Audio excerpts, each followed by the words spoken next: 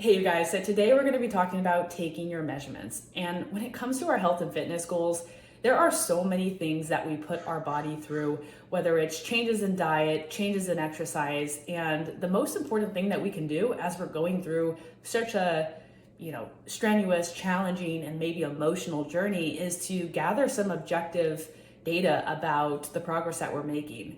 And depending on your goals, we may see some loss. We also may see some growth in specific areas.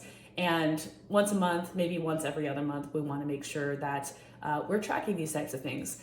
So today I'm going to walk you through a couple key areas where I would like you to record certain measurements. And before we get started, I just want you to understand that there's really two things that we need to be consistent with. The first thing that I want you to be consistent with is what you wear. Now, as you can see here, I'm not wearing a ton of clothing. I suggest wearing a sports bra or some spandex to go through this. If you want to wear shorts and maybe a tighter fitting tank top, that's okay too. The second thing I'd like you to be consistent with is how you're taking your measurements. So my rule of thumb is when you do have your measuring tape, one easy way to make sure that we're always accurate is by holding the end of the measuring tape with our thumb and our first finger. By doing this, we're able to actually identify, number one, what our measurement is, and number two, be able to see it from the best point of view, best perspective. If we're holding the measurement tape like this, or we're holding it flat against our body, it's going to be much more difficult to be consistent. So starting with the first measurement, that is going to be your neck. So as I mentioned, we want to hold the measuring tape with our thumb and our forefinger.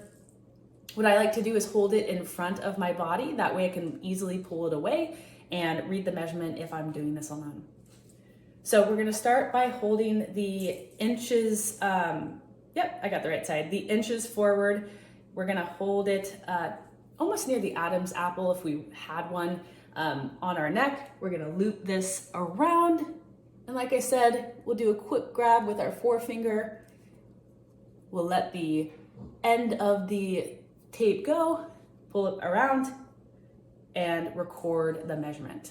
Now, the second area that we'll have you measure is your shoulders.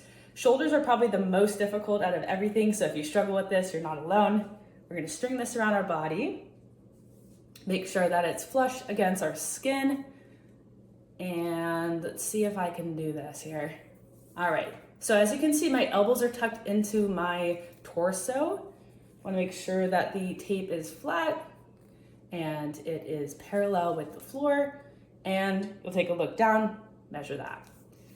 All right, and then the third is going to be our bust. So our bust is going to be taken by putting the measuring tape just right in the middle of our lat, and it should come straight across, the front of our nipples here. So the furthest point from our body, like I said, holding the measuring tape with the thumb and the forefinger and capturing it there. The fourth measurement is going to be your waist. And with your waist, what you want to do is find the smallest part of your waist. And if you have trouble figuring this out, I want you to kind of search for the bottom of your rib cage and measure from there. Okay. All right, and then fifth, we're gonna go for our hips. Now with your hips, what I want you to focus on is putting the measuring tape just loosely around the outside of your bust, the furthest point from your body. Like I had mentioned earlier, grabbing with your forefinger and your thumb and looking down to capture the measurement. Now the sixth measurement is going to be your quads. And with your quads, the National Academy for Sports Medicine gives us the rule of thumb to measure about 10 inches above our kneecap. For me, what I do is just focus on measuring the widest part of my thigh. That's about equivalent. So same applies here. You can even lift your leg up slightly for ease of measuring here. Okay, capture the measurement. All right, so our seventh measurement is going to be our calf muscle. And with our calf muscle, what we're gonna do is same rule of thumb that we've been working off of so far, going for the widest part of that muscle group. You can hold your leg up for stability. You can also place it down on the ground and capture a measurement there. So those are the 7 different measurements that I'd like you to log in your TrueCoach account. If you haven't already seen the workout that's been added for this exercise, go ahead and open your app, log these measurements after you're able to write them down, and we'll talk about them in your next meeting.